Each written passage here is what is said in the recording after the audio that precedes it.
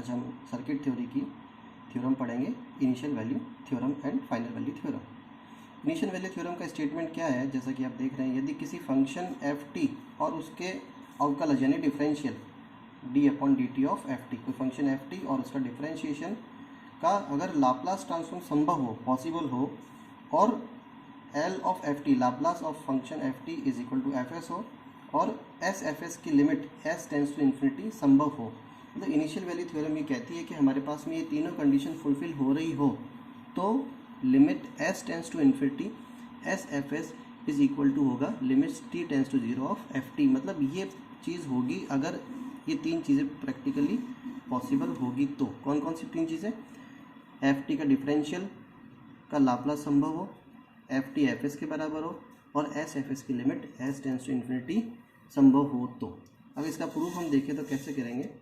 हमें ये पता है कि किसी डेरिवेटिव का लाप्लास का फॉर्मूला क्या होता है, मतलब किसी फंक्शन उसका डेरिवेटिव और उसका अगर हम लाप्लास लें तो उसका फॉर्मूला क्या होता है? S F S minus F zero, ऐसा कि हम पढ़ चुके हैं।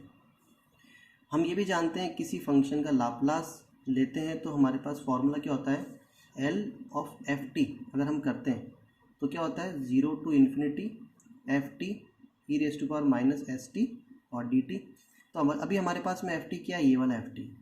तो एफ टी की जगह हमने एफ टी रखा, ये एफ टी जो रखा था हमने इसकी जगह एफ टी पूरा का पूरा ये लिखा, और E raise to power minus S T D T. मतलब किसी फंक्शन का अगर लाप्लास लेते हैं तो हमें एफ टी उसके साथ में E raise to power minus S T और डी टी और लिमिट लगानी पड़ती है ज़ीरो टू इन्फिनिटी, जैसा कि हमने यहाँ किया।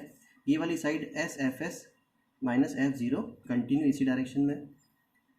अब हमें क्या करना है? दोनों तरफ limit S tends to infinity रखनी है। एल यहाँ पर भी मैंने लिखा limit S tends to infinity, और इस साइड भी लिखा limit S tends to infinity.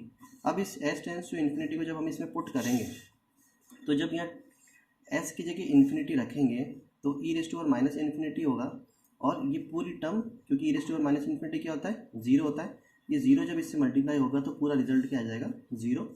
और ये लिमिट ऐसे कैसे रह जाएगी? Limit S tends to infinity S F S minus F zero, क्योंकि यहाँ पर एस की टर्म नहीं है तो इसलिए लिमिट यहाँ पर आएगी नहीं। तो हुआ क्या? बेसिकली ये साइड तो ज़ीरो हो गई और हमारे पास में ये साइड एज इट इज़ बच गई। इस एफ ज़ीरो को जब इधर लेकर आएंगे तो हमारे पास ये चीज़ बचेगी limit S tends to infinity S F s is equal to f zero. और एफ ज़ीरो को क्या कर सकते हैं हम? क्योंकि t is equal to zero है, फंक्शन होता है एफ टी, और टी की जगह क्या लिखा हुआ है? ज़ीरो। मतलब लिमिट कहाँ जा रही है? T tends to zero. मतलब हम इसको कैसे लिख सकते हैं? Limit t tends to zero f t. अगर यहाँ ज़ीरो पुट करेंगे तो सेम ये वैल्यू हमारे पास में आएगी।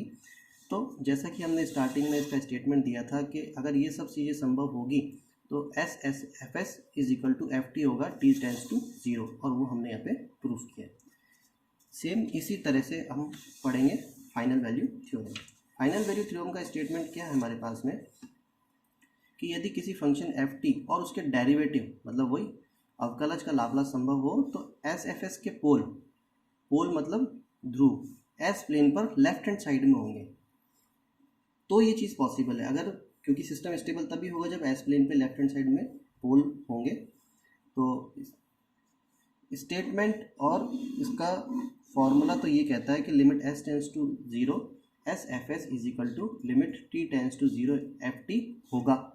हमें प्रूफ करके देखना है कि ऐसे कैसे होगा। ये फिर से हम ये देख रहे हैं कि किसी डेरिवेटिव का लाप्लास लेते हैं तो उसका फॉर्मूला ये होता है S F S minus F zero, आपको पता है। हमने भी डिस्कस किया था कि किसी फंक्शन का लाप्लास लेना हो तो वहाँ फंक्शन एफ टी रखो, उसके बाद e raise to power minus S T D t रखो। तो ये हमने लाप्लास लिया, ये टर्म एज इट इज़ हमारे पास नीचे आ गई। पिछली बार हमने इनिशियल वैल्यू थ्योरम में एस टेंस टू इन्फिनिटी लिया था दोनों तरफ, इस बार क्या लेंगे? S tends to zero.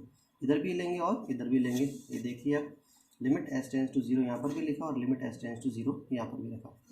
जब एस की वैल्यू यहाँ पर ज़ीरो पुट करेंगे तो ई raise to power minus zero की वैल्यू क्या होगी? वन होगी। तो ये टर्म जो है हमारे पास में वन हो जाएगी। तो हमारे पास में क्या बचेगा? D upon D T of F T.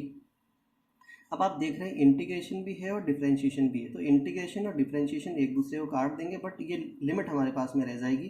तो लिमिट हमने पुट कर दी, ये दोनों एक दूसरे को कैंसिल करेंगे, इसकी वैल्यू वन हो गई। तो हमारे पास में रिजल्ट क्या आएगा? एफ टी, और ये लिमिट हम पुट करेंगे ज़ीरो टू इन्फिनिटी। ये साइड एज इट इज़ ऐसे कैसे रहेगी? एस इक्वल टू ज़ीरो जो लिमिट है वो ये हमने इसके साथ रखी है, इसके साथ इसलिए नहीं रखी क्योंकि यहाँ पर एस की कोई टर्म नहीं है हमारे पास। इसकी लिमिट अगर हम पुट करेंगे तो एक बार एफ इन्फिनिटी आएगा और माइनस एफ ज़ीरो आएगा, ये साइड एज इट इज़ होगी, एफ ज़ीरो से एफ ज़ीरो कट हो जाएगा, तो हमारे पास में रिजल्ट क्या बचेगा, limit S tends to zero s F s is equal to f infinity. और हमने पहले डिस्कस किया था अगर टी की जगह इन्फिनिटी है तो हम इसको लिख सकते हैं टी टेंस टू इन्फिनिटी। आप ये देखो एफ इन्फिनिटी यहाँ पर लिखा हुआ है, तो हम इसको कैसे लिख सकते हैं, टी टेंस टू इन्फिनिटी और एफ टी, मतलब यहाँ पर इन्फिनिटी रखेंगे तो ये इसके बराबर हो जाएगा। तो हमारे पास में limit S tends to zero s F s is equal to limits t tends to infinity F t, जो कि हमने स्टार्टिंग में बताया था कि फाइनल वैल्यू थ्योरम हमारे को ये कहती है और हमने इसको प्रूफ किया है।